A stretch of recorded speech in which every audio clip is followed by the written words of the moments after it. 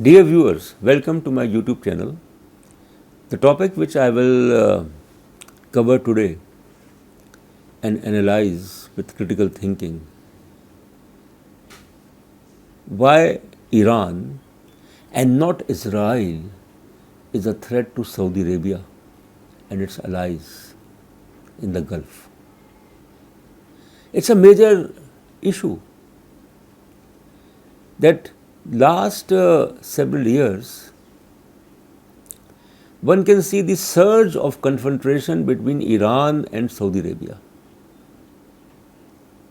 What is the problem? Why Israel is not considered as a major threat to the Arab world, despite the fact that it is Israel and not Iran which has occupied Arab territories, Golan Heights, Gaza, West Bank, which Israel occupied during the 1967 June Arab-Israeli war. There is a history to it. I don't want to discuss in detail about what went wrong between Saudi Arabia and Iran, or the pro-Saudi or the allies of Saudi Arabia in the Gulf Cooperation Council, excluding Qatar. Because Qatar is one member of Gulf Cooperation Council which doesn't subscribe to the Saudi anti-Iranian policy. Now, the age-old Persian-Arab rivalry, you know very well. There is an existential threat perception in Saudi Arabia, in UAE, in Bahrain, in Kuwait. As far as Iran is concerned, and this threat perception basically got developed after the fall of two-pillar policy of the US in the Persian Gulf. One pillar during that time, that is before the Iranian Revolution of 1979, one pillar was Saudi Arabia, second pillar was Iran. Now the fall of Shah, or the monarchy, the collapse of monarchy, and the Islamic Revolution in Iran in February 1979, it led to the collapse of one pillar. Iran was no more a pro-American country. And there was a 180-degree turn from pro-American to anti-American. Now, since 1979, we can see unstable, hostile, unfriendly relations between Iran and Saudi Arabia. And Saudi Arabia blames Iran of trying to export its revolution, to provoke the Shia population in Bahrain, in eastern Saudi Arabia, of providing material, political, military support to its allies like Hezbollah in Lebanon, Syria, the regime of Bashar al-Assad, Hamas in Gaza, its allies in Yemen, the civil war. Therefore, for the pro-American Gulf countries, it is Iran which is termed as a threat. The threat may be superficial, the threat may not be genuine or exaggerated, but the fact is basically that in the last 10 years, particularly last 5 years, when Prince Mohammed bin Salman became the crown prince of Saudi Arabia, monarch, there is a shift in Saudi policy of encouraging ties with Israel and augmenting hostility with Iran or an alliance against Iran. And that policy became more and more obvious because of the so-called Iranian nuclear program. Now, Israel is the only nuclear state in the Middle East. So it has a monopoly. And the Arab countries, particularly Saudi Arabia, Egypt, majority of the members of Gulf Cooperation Council, they believe that the threat in view of Iranian nuclear program emanates from Tehran. It's not Israel which is a threat. Although one can contest, one can dispute. So the threat perception among the conservative Arab countries vis-a-vis Iran has a historical background, has basically it has something to do as far as 1979 Iranian revolution is concerned, Islamic revolution in Iran. Having said that, there are three major characteristics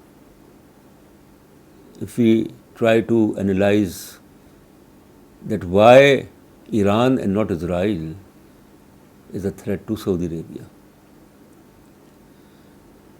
The first is, of course, the role of the United States under Trump administration. And recently Donald Trump, he announced that Sudan will be the next country to recognize Israel. UAE and Bahrain have already recognized Israel and have established diplomatic relations. And Donald Trump, he portrays the Sudanese and the UAE and the Bahrainis normalization relations with Israel as a victory in foreign policy.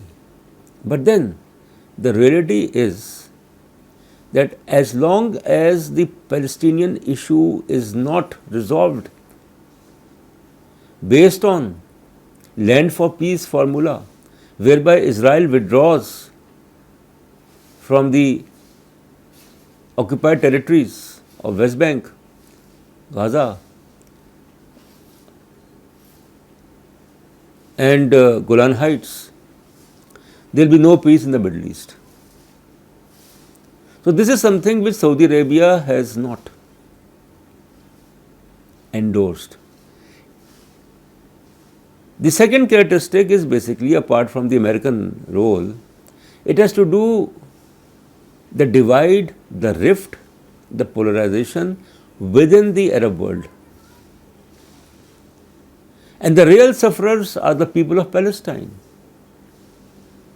Millions of homeless Palestinians who were uprooted. And the demand for an independent Palestinian state with its capital in Jerusalem,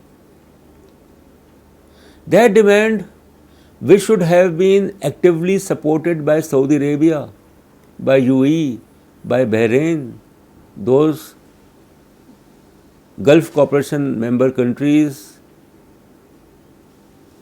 the process of full normalization of relations with Israel, but they have not considered that thing. So there is, one can say, a letdown on the part of Arab countries as far as the Palestinian cause is concerned. The infighting within the Palestinians, the Hamas and the PLO. Hamas controls Gaza, PLO controls West Bank, and that basically brings the third characteristic, that is Israel. Now,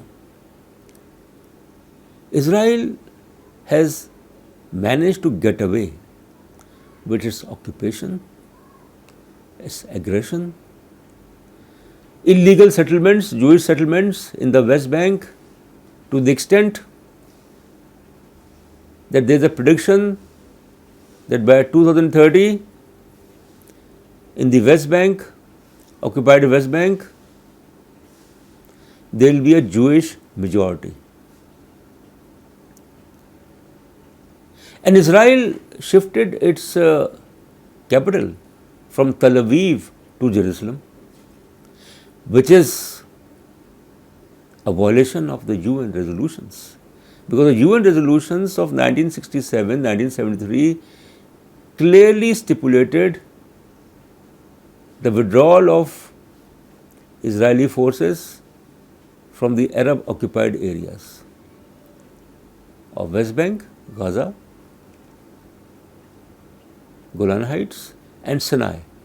Sinai, which Israel vacated as a result of the Camp David Accord of 1978, but has not withdrawn from West Bank.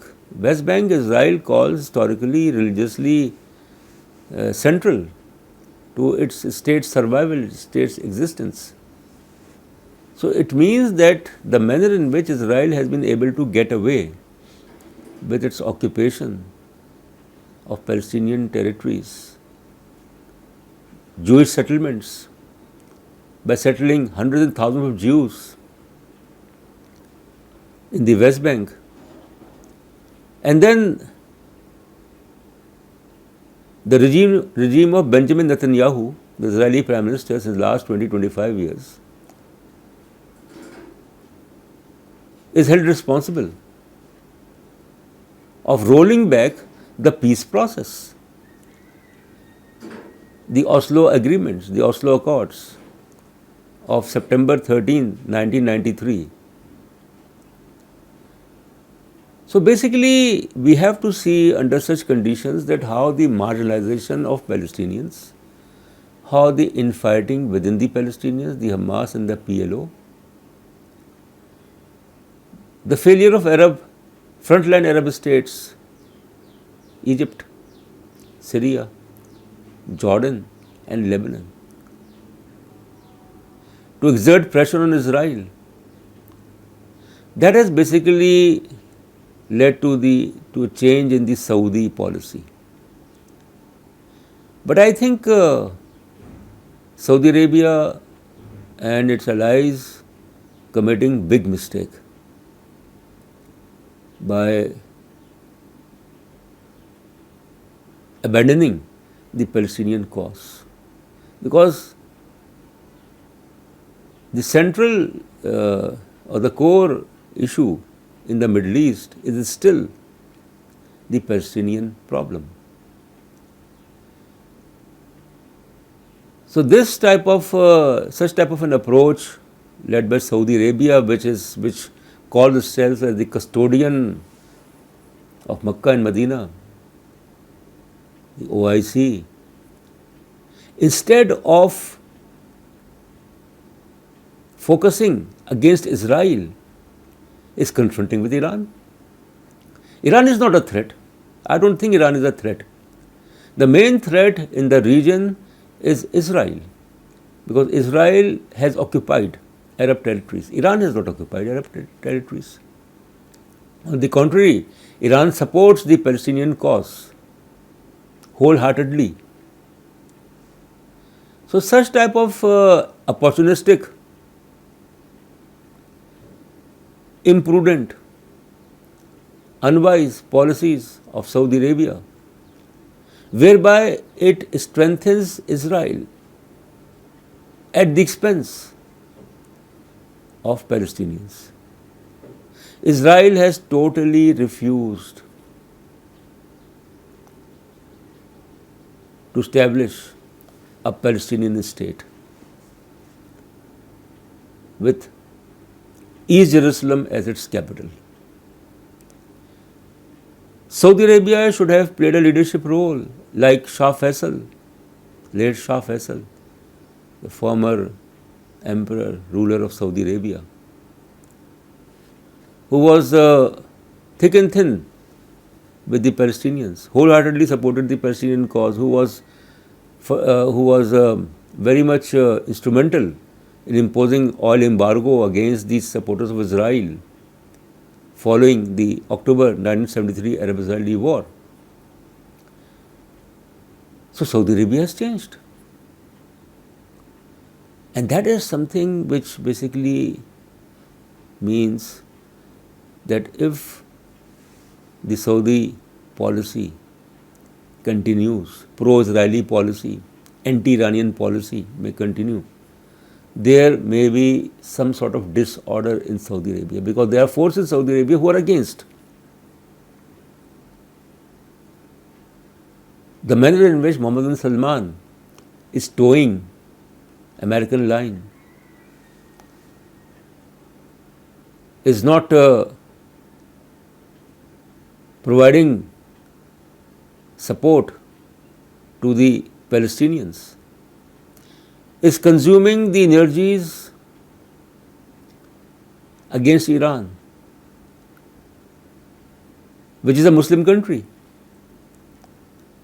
So merely on sectarian grounds, merely on relying the threat perception, Iran's nuclear program,